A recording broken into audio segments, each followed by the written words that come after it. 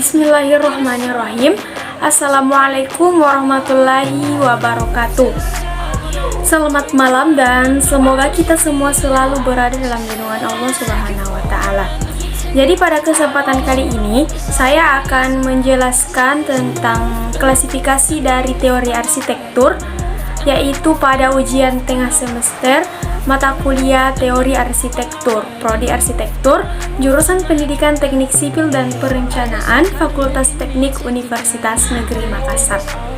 Sebelumnya, perkenalkan, saya atas nama Sarhatul Aulia dengan NIM 2102115000002. Baiklah, sebelum kita melangkah lebih jauh tentang materi klasifikasi teori arsitektur, sebelumnya saya akan menjelaskan tentang apa sih teori arsitektur itu. Yang pertama, teori adalah pendapat yang dikemukakan sebagian keterangan mengenai suatu peristiwa atau kejadian, azas dan hukum yang menjadi dasar suatu ilmu, pengetahuan, dan pendapat atau cara atau aturan untuk melakukan sesuatu. Kemudian, arsitektur merupakan salah satu seni yang dilakukan oleh setiap individu untuk berimajinasikan diri mereka dan ilmu dalam merancang bangunan.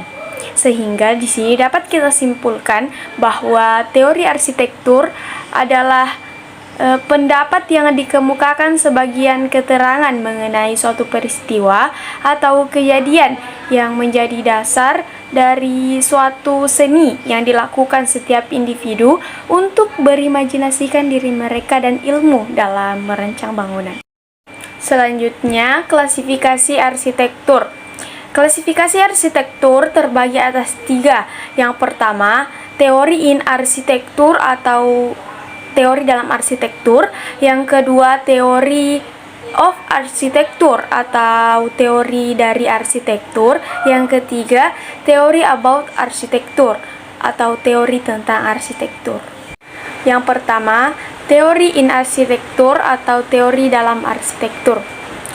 Teori in arsitektur adalah teori yang mengenai segi formal, segi tektonik, struktur, dan juga prinsip estetika yang melandasi sebuah perubahan struktur.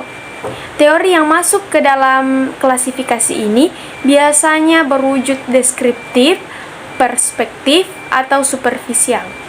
Contoh bangunannya adalah Museum Tsunami di Aceh.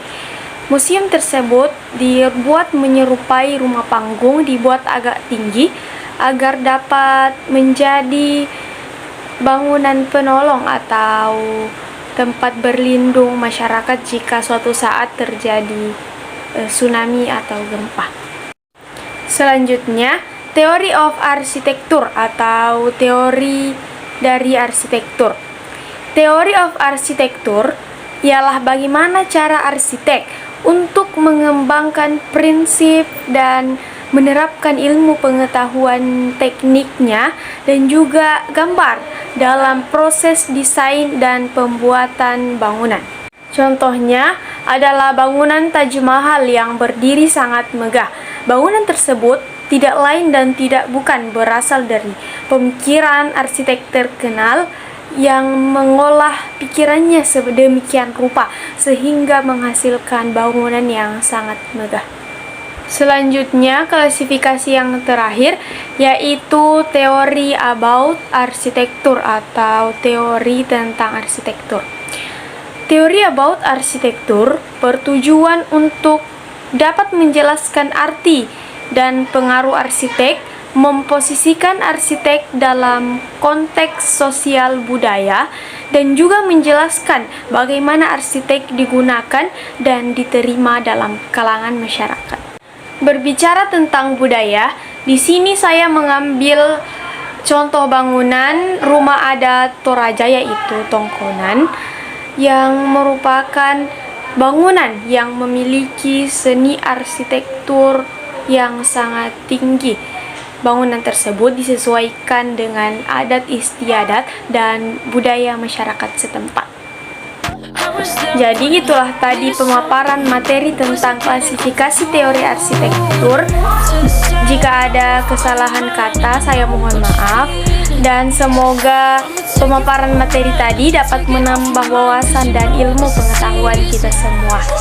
Kurang dan lebihnya mohon dimaafkan. Terima kasih dan salam arsitektur. Wassalamualaikum warahmatullahi wabarakatuh.